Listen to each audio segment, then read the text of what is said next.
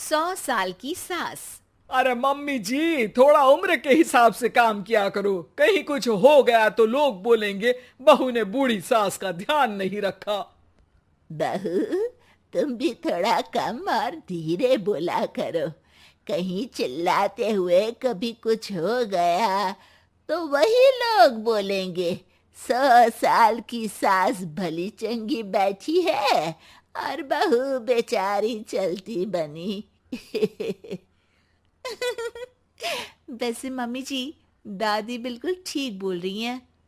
हैं? क्या ठीक बोल रही है? वो जो कुछ भी बोले वो सास है, पर तुम क्यों बोल रही हो? बहू होकर सास से जुबान लड़ाओगी क्या? ऐसा बोलते हुए निर्मला को धसका उठ जाता है। कहा था ना, मत चिल्ला मत चिल्ला। तुझे बिना सास और बहू से जुबान लड़ाए बिना शांति नहीं मिलती। अरे माँ, दादी की बात सुन लिया करो, तुम्हारे भले के लिए बोलती है ना। अरे कोई भला नहीं, इन्हें बस मुझे परेशान और शो ऑफ करने का शौक है। हाँ। चल झूठी। इस परिवार में 3 पीढ़ी की औरतें रहती है, जिनका हर समय कोई ना कोई अलग ड्रामा चलता ही रहता है, जिससे और किसी का पता नहीं, लेकिन सूरज बहुत परेशान रहता है। माँ, पियाली और दादी, आप तीनों के पास एक दूसरे को सास बहू वाले ताने देने के अलावा कुछ काम हो या नहीं, पर मेरे पास जरूर है। इसीलिए पियाली, जरा लंच ले आओ, मुझे ऑफिस भी जाना होता है।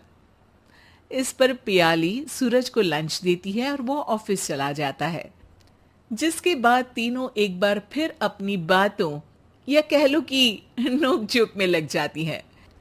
इसी में दिन बीत जाता है।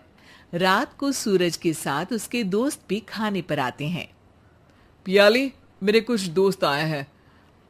सॉरी, अचानक प्लान बना तो बता नहीं पाया। तुम जल्दी से डिनर बना दो ना।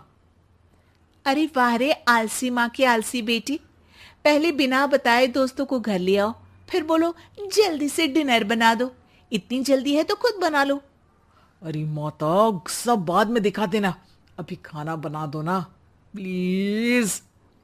ऐसा बोल के सूरज दोस्तों के पास जाकर बैठ जाता है और पियाली डिनर की टेंशन में अपनी सास के पास पहुंच जाती है, जो अपने कमरे में आराम कर रही होती है।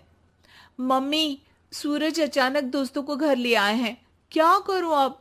कुछ ऐसा बताओ ना जो जल्दी बन जाए और सर्व करते हुए भी अच्छा लगे। अरे रेस्टोरेंट से मंगा ले, दोबारा परेशान मत करना, सोने दे मुझे।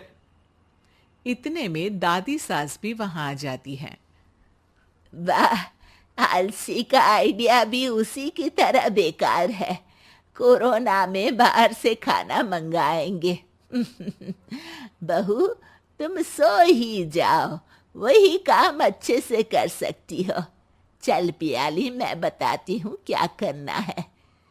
इस पर दादी सास पियाली के साथ मिलकर सारे मेहमानों के लिए खाना बनाती है, जिससे उन्हें ज्यादा मेहनत भी नहीं करनी पड़ती और सबका पेट भी भर जाता है। दादी के इस आइडिया से पियाली और सूरज बहुत इम्प्रेस हो जाते हैं।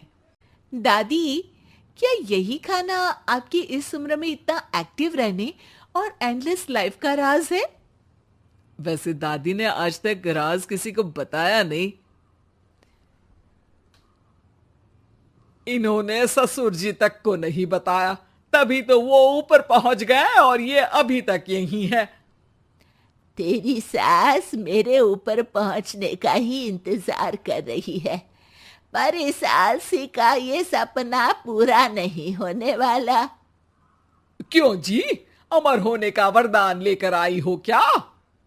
अमर का पता नहीं, पर लगता है तुझसे लंबा जरूर जी लूंगी।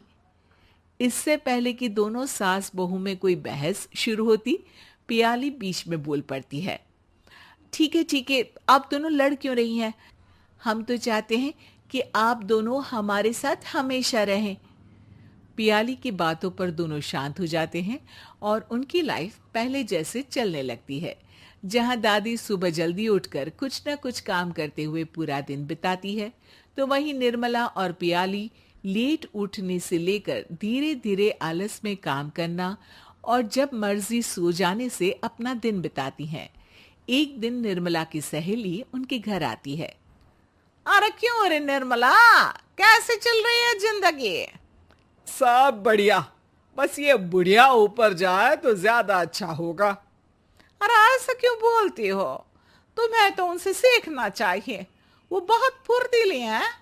मैं उन्हें रोज मॉर्निंग वॉक करते हुए देखती हूँ, और वहीं तुम और तुम्हारी बहू है जिन्होंने शायद सुबह का सूरज आज तक देखा ही नहीं होगा।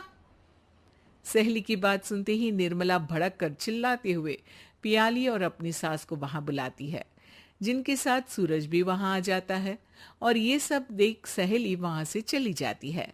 अरे सासू माँ, आपको हमसे क्या दिक्कत है? अब तो मेरी सहेलियां भी आपकी वजह से मुझे ताने देने लगी है।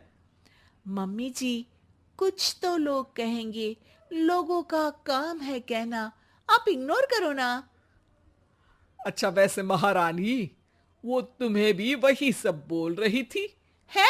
मैंने क्या किया? अरे किलस क्यों रही हो? अब तो समझो और अपना लाइफस्टाइल सुधारो। ओ मोरी मैया, अब हमारा लाइफस्टाइल भी खराब हो गया क्या? आपका तो हाई फाई है ना, बस उतना ही ठीक है। तुम लोग हमेशा पूछते हो ना कि मेरी इस उम्र और अभी भी इतने एक्टिव रहने का राज क्या है, तो वो ये लाइफ स्टाइल ही है जिसे हाई फाई नहीं पर सिंपल कहते हैं। दादी, अब कहना क्या चाहती हो? यही कि मैंने अपनी जिंदगी में बहुत किताबें पढ़ी हैं, जिनमें एक किताब से मुझे ये समझ में आया कि हम कितने गलत तरीके से जिंदगी जीते हैं। उसी के बाद मैंने एक अच्छे जीवन के लिए इकिगाई रूल अपनाया, जिसका मकसद तो सिर्फ अच्छा जीवन जीना था। इतना लंबा कैसे जी गई मुझे खुद अचंभा होता है। ओह, तो मतलब आप मुझे परेशान नहीं करती थी? वो तो आप करती हैं। वैसे ये इकिगाई क्या है? थोड़ी रिसर्च खुद भी कर लो आलसियों, सब मैं ही बता दूं क्या?